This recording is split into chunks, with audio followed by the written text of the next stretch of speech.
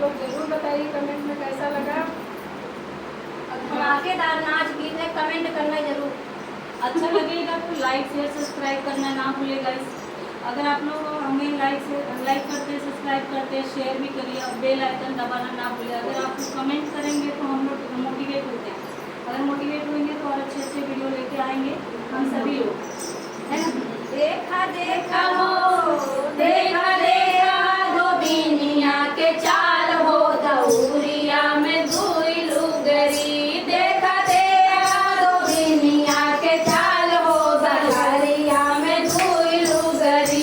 देखा देखा धोबिनिया के चाल हो, गठरिया में दुई लुगरी। दुई लुगरी हो, दुई लुगरी। देखा देखा हो गठरिया में चाल लुगरी। हमें गठरिया लइके ससुर लागे गइली, हमें गठरिया लइके ससुर लागे गइली। हमरे सासुर के हो, हमरे सासुर के लेली बेल माय हो, गठरिया में दुई लुगरी। हमरे सासुर के हो, हमरे सासुर के लेली बेल माय हो, गठरिया में दुई लुगरी। देखा देखा धोबिनिया के चाल हो, गठरिया में दुई लुगरी। देखा देखा धोबिनिया के चाल हो, गठरिया में दुई लुगरी।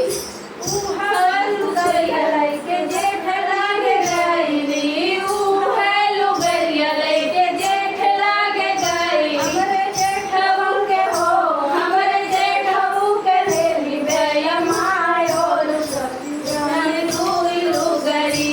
हमरे जेठऊ के हो, हमरे जेठऊ के लेली बेल माय हो, गठरिया में दुई लुगरी।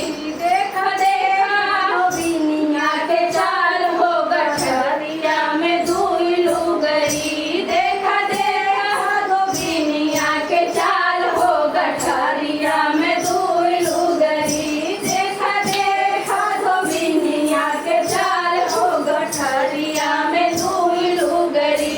उहा में गठरिया लइके देव लागे गइली, हमरे देवरू के हो, हमरे देवरू के लेली बेल माय हो, गठरिया में दुई लुगरी। हमरे देवरू के हो, बेल माय हो, गठरिया में दुई लुगरी।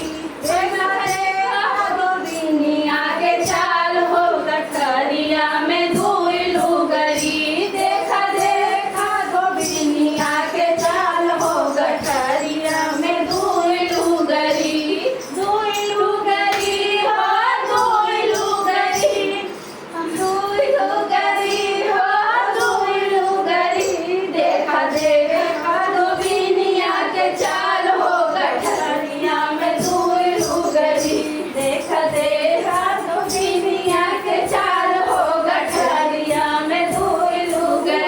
लुगरिया लइके राजा लागे गइली, उहे गठरिया लइके बालमा लागे गइली। हमरे बालमा के हो, हमरे बालमा के लेली बेल माय हो, गठरिया में दुई लुगरी। हमरे बालमा के हो, हमरे बालमा के लेली बेल माय हो, गठरिया में दुई लुगरी।